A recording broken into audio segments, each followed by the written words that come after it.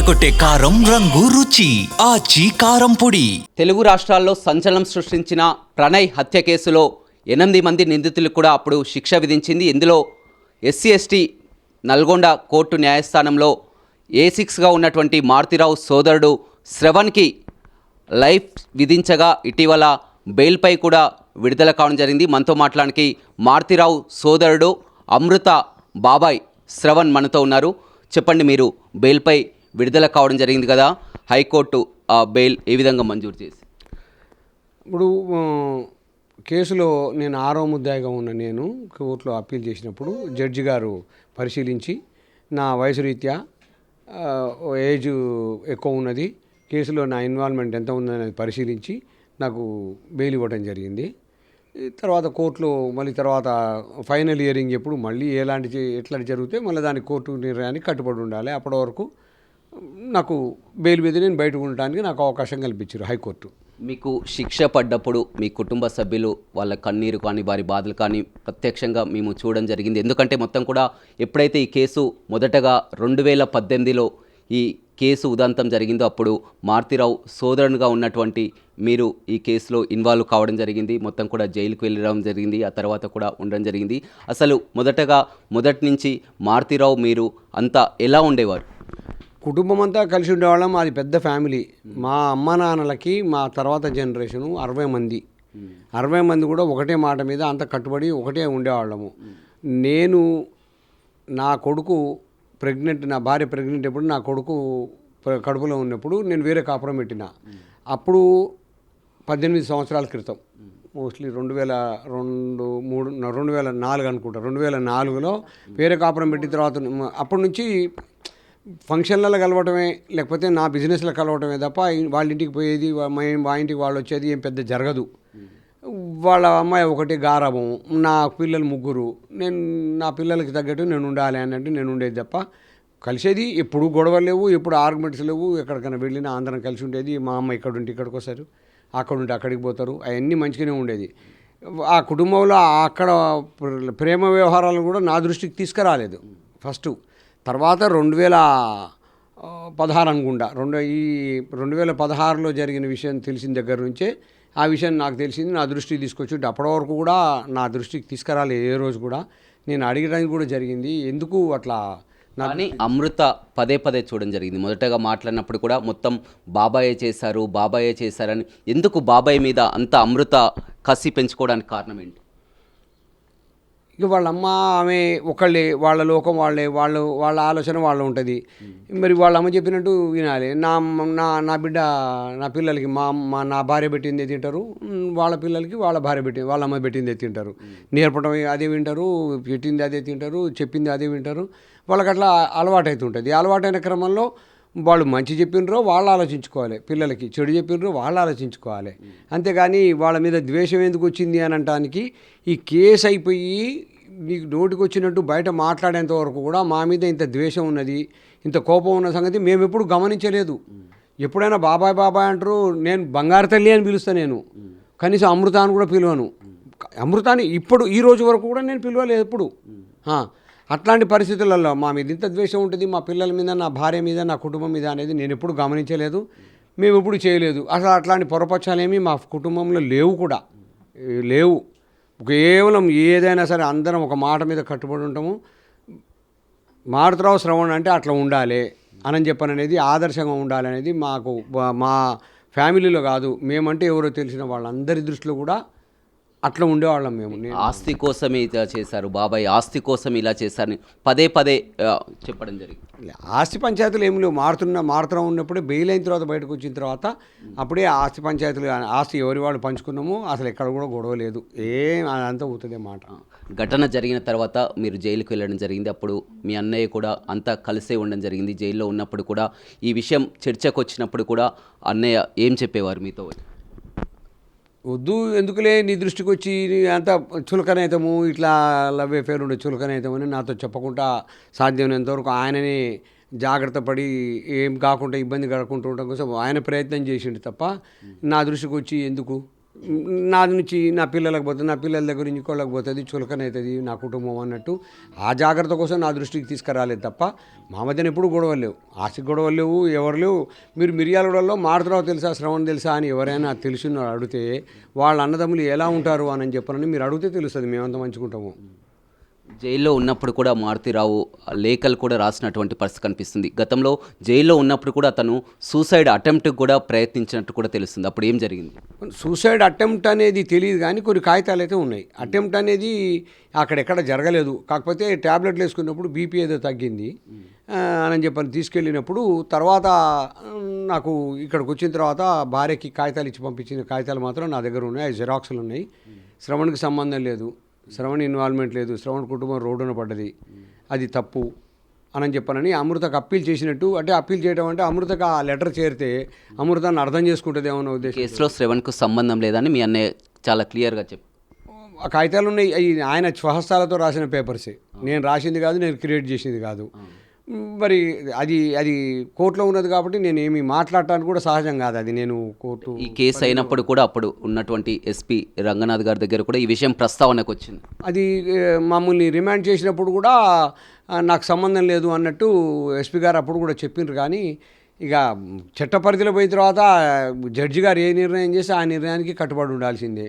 నేను అదే కట్టుబడి ఉన్నా. మళ్ళీ కూడా ఇప్పుడు నేను మళ్ళీ నాకు జీవిత ఖైదు అని శిక్షించినప్పుడు నేను వెళ్ళినా, నేను అదే రిమాండ్లో ఉన్నా. మళ్ళీ తర్వాత నా ప్రయత్నం నేను చేసుకుని హైకోర్టులో నేను బెయిల్ మీద నేను బయటకు రావడం జరిగింది. కోర్టులో ఉన్న వివాదాన్ని నేను మాట్లాడటానికి నాకు అది ఇప్పుడు ఏవన్గా ఉన్నటువంటి మీ సోదరుడు మారుతిరావు ఉన్నప్పుడు కూడా మొత్తం కూడా అందరి దృష్టి ఆయన ఏవన్గా ఉంది కాబట్టి ఏదైనా కేసులైనా వాదులైనా కానీ బయటికి వస్తామనే అవసరం ఉండేది. ఆ తర్వాత ఆయన జైలు నుంచి బయటకు వచ్చిన తర్వాత అతను ఆత్మహత్యకు పాల్పడడం, ఆ తర్వాత మారుతిరావు చనిపోయిన తర్వాత కూడా శ్రవణ్ ఆ కుటుంబాన్ని కానీ బయట ఉన్నవారు కానీ ఎవరు కూడా పట్టించుకోలేనటువంటి పరిస్థితి ఎదురైంది. ఇప్పుడు తీరా చూసినా కానీ ప్రతి ఒక్కరికి అర్థమవుతుంది. ఎందుకంటే శ్రవణ్కు 2 అమ్మాయిలు 1 అబ్బాయి, వాళ్ళు ఇంకా కూడా పెళ్ళిళ్ళు కావాల్సినటువంటి వారు, వారి జీవితం అంతా కూడా మొత్తం కూడా నరకయాతన అనుభవిస్తున్నటువంటి పరిస్థితి. చాలా వరకు తెలుగు రాష్ట్రాల ప్రజలు ఇప్పుడంతా కూడా మారుతిరావు చనిపోయారు, ఆత్మహత్య చేసుకున్నారు. అదేవిధంగా ఆమె కూతురు అమృత, ఆమె ఒక జీవితంతో ఆమె తల్లి వద్ద హ్యాపీగా బతుకుతున్నది. కానీ శ్రవణ్ కుటుంబం మాత్రం బలైపోయిందని కూడా ప్రతి ఒక్కరు చర్చించుకుంటున్నటువంటి పరిస్థితి. దేవుడు ఉన్నాడు, ఆ భగవంతుడి మీద భారము. వాళ్ళు మంచిగున్నారు, నేను చెడుగున్నా అంటానికి నేను వాళ్ళ చెడు కోరేవాడిని కాదు, నాకు అవసరం లేదు. వాళ్ళు ఉన్నారన్నప్పుడు మేము ఇట్లా ఉన్నాం కదా, మరి వాళ్ళు మంచిగా ఉండాలనుకున్నాం. కానీ నేను చెడిపోయినా కదా, వాళ్ళు చెడిపోవాలనే దృష్టి ఉంటే నేనేం చేయాలి? ఇప్పుడు కోర్టులో మారుతిరావు భార్యని నేను రావద్దు అని చెప్పని చాలా ప్రయత్నం చేసింది. నేను రావద్దు అని చెప్పని చాలా ప్రయత్నం చేసి కోర్టు నీకు బెయిల్ రావద్దు, నాకు బెయిల్ రావద్దు అని చెప్పని ఆమె చాలా ప్రయత్నం చేసింది. మా అక్కయ్య వాళ్ళు, మా బంధువులు, బయట వాళ్ళని నేను ఎప్పుడు ఇన్వాల్వ్ చేయను. నా కుటుంబ సభ్యులే, మా అమ్మ నాన్న వాళ్ళ జనరేషన్, మా అమ్మ నాన్నకు సంబంధించి మా అమ్మ నాన్న తర్వాత సంతానమే 60 మంది ఉన్నాం మేము. మా వాళ్ళు మాకు చాలు.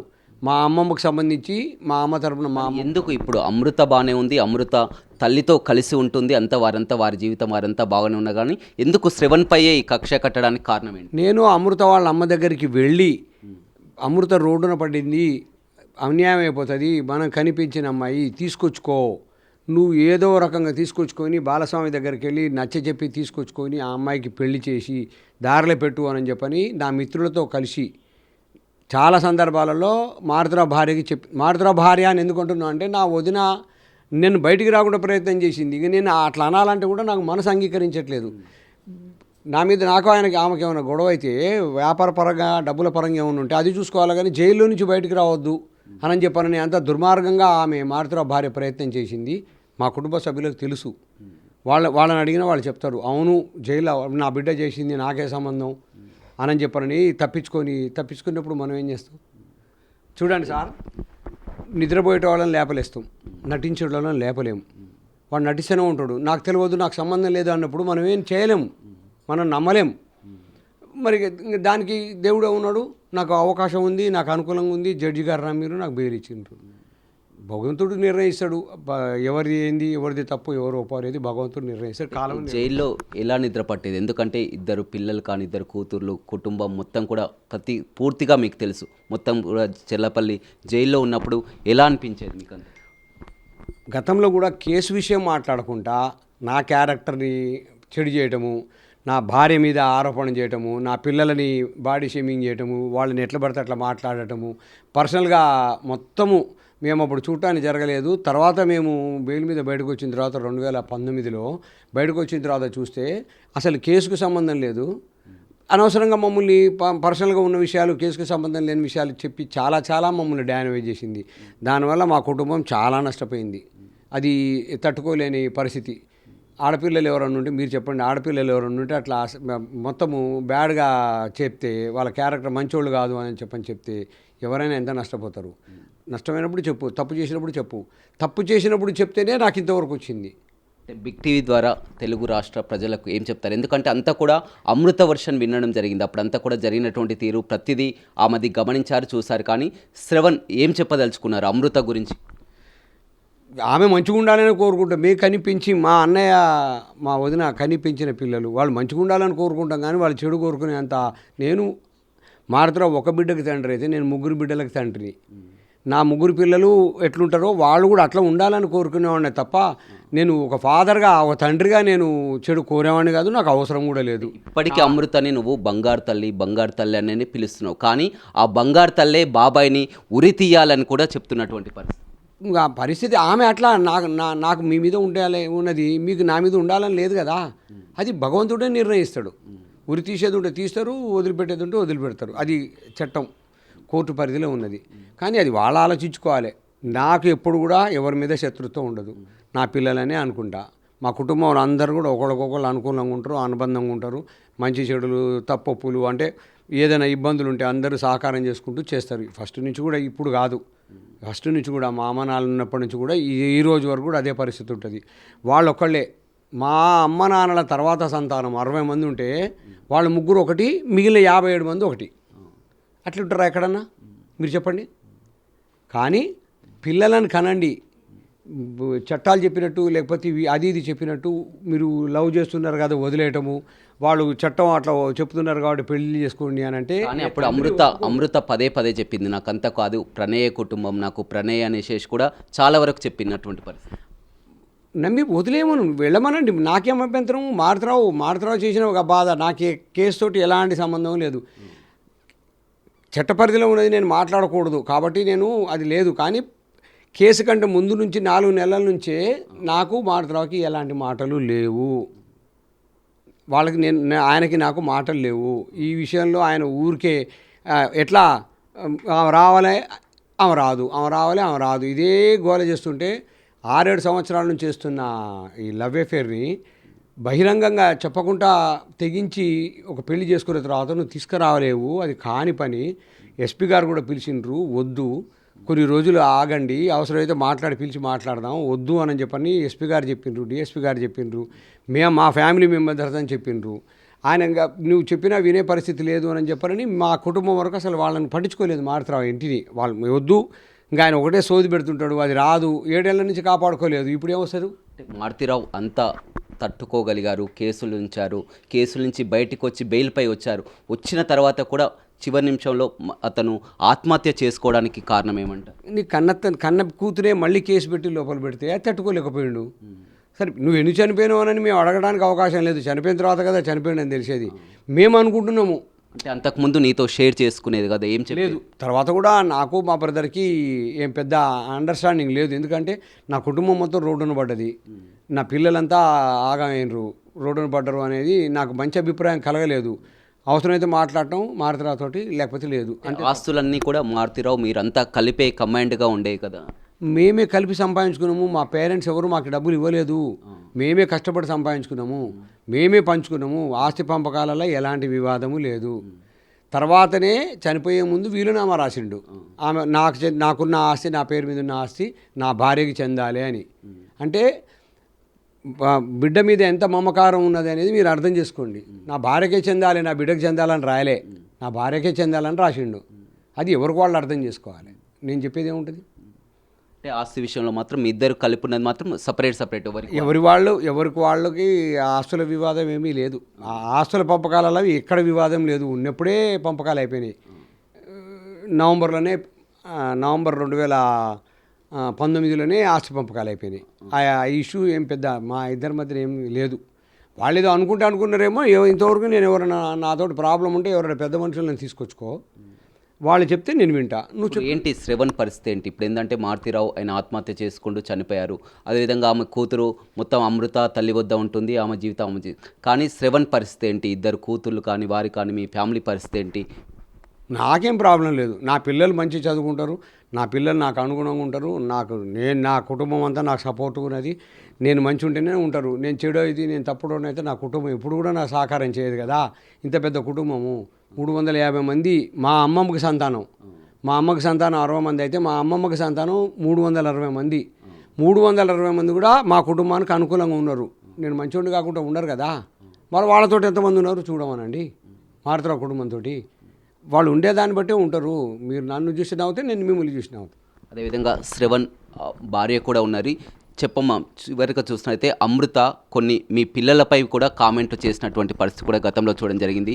ఎందుకు అమృత అంతా తయారు కావడానికి కారణం ఏంటి? ఎందుకంటే బాబాయ్ ఏమో బంగారు తల్లి, మా బంగారు తల్లి అని చెప్తున్నారు. కానీ ఆమెమో మీ పిల్లలపై కానీ మీపై కానీ ఆమె చేసినటువంటి మాటల్ని ఏమని చెప్తారు? మాకు మీడియాలో చూసేంత వరకు అమృతకి మా మీద అంత కోపం ఉంది, మా ఫ్యామిలీ మీద అంత పగ ఉంది అన్న సంగతి నాకైతే తెలియదు. అంతకుముందు పేపర్లో మీడియాలో వచ్చినట్టు చెప్పినట్టు ఇష్యూస్ చెప్పిన వచ్చేది ఫంక్షన్స్లో కలిసేవాళ్ళం అందరం. అందరి పిల్లలు, మా ఆడపడుచు పిల్లలు, వాళ్ళ పిల్లలు, మా పిల్లలు, అమృత అందరం కలిసి చాలా హ్యాపీగా ఉండేవాళ్ళు. అసలు ఆ మనసులో ఇంత పగ ఉంది అనేది మాకు మీడియాలో చూసిన తర్వాతే తెలిసింది. నేను అమృతాన్ని ఎప్పుడు సపరేట్ అయితే నేనైతే చూడలేదు. మా ఆడపడుచు పిల్లల్ని, మా పెద్దోడు కూడా పిల్లల్ని, అమృతాన్ని, మా పిల్లల్ని ఎప్పుడు ఈక్వల్గానే చూసాం మేము. ఒక రాఖీ పండగ వచ్చినా మా అబ్బాయికి రాఖీ కడితే అందరికీ సేమ్. కనీసం ఇచ్చే విషయంలో, గిఫ్ట్ ఇచ్చే విషయంలో కూడా నేను ఎప్పుడు ఎవరికి డిఫరెన్స్ చూపించలేదు. అందరికీ ఒకటేలాగా చూశాను. నాకు కూడా మీడియాలో చూసాకే తెలిసింది ఆమెకు మా మీద అంత పగ ఉందని. ఇంకా అప్పటి నుంచి నేను జాగ్రత్తగా ఉండడం మొదలుపెట్టాను. మీరు ఎంత బాధపడ్డారో మేము ప్రత్యక్షంగా కూడా చూడడం జరిగింది. ఎందుకంటే అప్పుడు మొత్తం కూడా అతనికి జీవిత ఖైదు పడ్డప్పుడు అప్పుడంతా కూడా కోర్టు వద్ద మీరు వచ్చినటువంటి ఆవేశం కానీ ఆవేదన కానీ అంతా కూడా అర్థం చేసుకున్నాం మీడియాపై కూడా. మొత్తం అసలు మీ పిల్లలు అప్పుడు పరిస్థితి ఏదో ఉండేది? తను జైలుకి వెళ్ళినప్పుడు మీ పరిస్థితి ఎలా ఉండేది? జైలుకి వెళ్ళినప్పుడు పరిస్థితి ఎలా ఉంటుందండి, చాలా బాధపడ్డాం. చాలా అంటే చాలా బాధపడ్డాం. తర్వాత కూడా మేము ఎందుకు అసలు నీ కోపం ఏంటి మా మీద, ఎందుకు అంత పగ అని కూడా చాలా మా వదిన వాళ్ళు అందరు వెళ్ళి అడిగారు. మా వల్ల మీకు జరిగిన నష్టం ఏంటో చెప్పమని కూడా అడిగారు అందరూ. కానీ ఈ రోజు వరకు కూడా మాకు సమాధానం రాలేదు.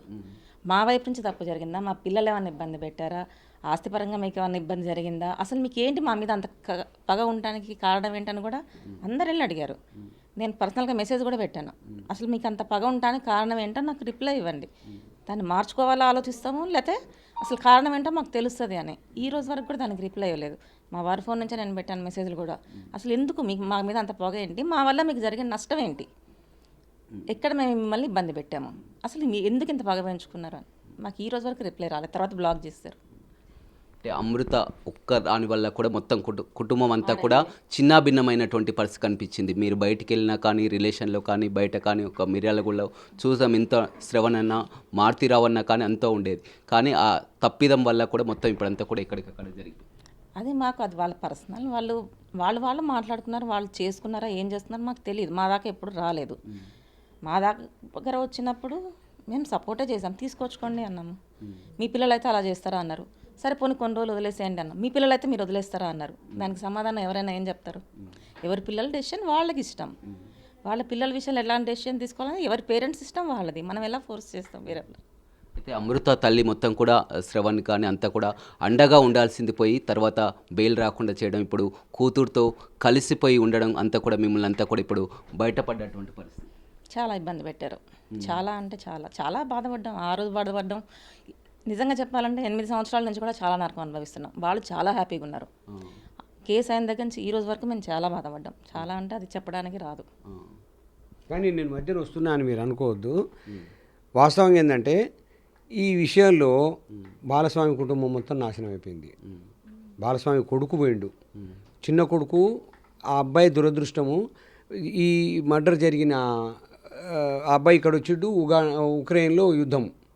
ఈ రోజు వరకు ఉక్రెయిన్ చక్కబడలేదు. ఆ అబ్బాయి చదువు పాడైపోయింది. కుటుంబం మొత్తం పాడైంది. మారుతరావు కుటుంబము మొత్తం పాడు. నా కుటుంబం మొత్తం రోడ్డున పడ్డాం. మా అన్నయ్యని పోగొట్టుకున్నాం మేము. బాలస్వామి కొడుకుని పోగొట్టుకున్నాడు. అన్ని 3 కుటుంబాలు నాశనమైనాయి. దీంట్లో సాధించిందేందో నాకు తెలియదు, నాకైతే అర్థం కాలేదు. కానీ భవిష్యత్తులో కూడా ఎవరైనా పిల్లలు దయచేసి, నేను ఒక 3 పిల్లల తండ్రిగా నేను చెప్తున్నా, దయచేసి మీరు ఏమైనా లవ్ అఫేర్ ఉంటే, ప్రేమించితే పేరెంట్స్కి ఒప్పించి చేసుకోండి, కుటుంబాలు బాగుంటాయి. పేరెంట్స్కి ఒప్పించడానికి ప్రయత్నం చేయండి. మేము మేజర్లైనా మా ఇష్టము అని చెప్పని దయచేసి అట్లా ఆలోచించకుండా ఒప్పించి చేయించుకోండి. కానీ చాలా వరకు అప్పుడు ఒక క్వశ్చన్ అయితే రేజ్ అయింది. మొదటగా అప్పుడు ఇన్సిడెంట్ అయినప్పుడు కూడా ఒకవేళ మారుతిరావు సోదరుడు కానీ ఏదైనా చేయాలనుకుంటే కూతుర్ని చేయాలి, కానీ ప్రణయ్ని చేయాల్సినటువంటి కారణం ఏంటి? ప్రణయ్ మీద హక్కు ఏంది? ఏదన్నా ఉంటే కూతుర్ని చంపేయచ్చు, కానీ ఈ విధంగా ప్రణయ్ని ఏ విధంగా చంపారని కూడా అప్పుడు అంత అది తప్పు సార్. ఎవరినైనా సరే, ఎవరిదైనా ప్రాణమే. నాకు నా బిడ్డ ముఖ్యము, బాలస్వామి బిడ్డ ముఖ్యం. ఎవరి ప్రాణం తీయాలనేది ఎవరూ కోరుకోరు, అదంతా ఉత్తదే. మాకు తెలిస్తే ఇంత కాదు, మాకు తెలియకుండా జరిగింది. ఇప్పుడు మేము చెప్పినా సరే ఇది కోర్టు పరిధిలో ఉన్నది, మేము చెప్పినా తప్పు చెప్పినట్టయితే తప్ప, నేనే చెప్తున్నా కదా, నాకు 3 పిల్లల తండ్రిగా బాలస్వామి చాలా నష్టపోయిండు. కొడుకుని పోగొట్టుకున్నాడు, కుటుంబం మొత్తం పాడైంది. ఆ చిన్న పిల్లగాడు, ఆ చిన్న అబ్బాయిది చదువు పాడైపోయింది. ఈ రోజు వరకు నాకు తెలిసి, నాకు ఎక్కడ కూడా నాకు అంత పరిచయం లేదు, ఆ అబ్బాయి ఈ రోజు వరకు ఎక్కడ చదువుతున్నాడు, సెటిల్ అయింది అనేది తెలియదు. ఇది ఎందువల్ల? ఒకళ్ళు చేసిన తప్పిదానికి, ఒకళ్ళు చేసిన ఆలోచనకి కుటుంబాలు మొత్తం పాడైనాయి కదా. ఇది మీరు వేరే కుటుంబాలన్నీ ఆలోచించమని నేను రిక్వెస్ట్ చేస్తున్నా తప్ప నాకు ఎవరి మీద ఆరోపణ లేదు, ఎవరి మీద కోపం లేదు. కాది ఎందుకు చేయాలి సార్? అది ఆఫ్ ద రికార్డు. మీరు అది తప్పు అనుకోండి, ఒప్పు అనుకోండి, దయచేసి. ఎందుకు చేయాలి ఊరేగింపులు? ఎందుకు చేయాలి? మీరు టీచర్లు లేకపోతే ఇవన్నీ ఎందుకు, ప్రీ వెడ్డింగ్ షూట్లు ఎందుకు చేయాలి? ఈడ పుట్టి పెరిగినాము, పేరెంట్స్ పంపించకుండా వీడియోలు వేయకుండా ఉంటే మంచిగా ఉండేది. పేరెంట్స్కి కడుపు మసిలిపోతుంది కదా. ఎవరైనా చెప్తారండి, చట్టం ఉంటుంది, చట్ట పరిధిలో వాళ్ళు చేసుకుంటారు, మేజర్లు ఉంటే చేసుకుంటారు అని ఎవరైనా చెప్తారు. కానీ తన పిల్లల కాడికి వచ్చే వరకు ఎవ్వరు కూడా ఒప్పుకోరు, ఏ తల్లిదండ్రులు కూడా ఒప్పుకోరు.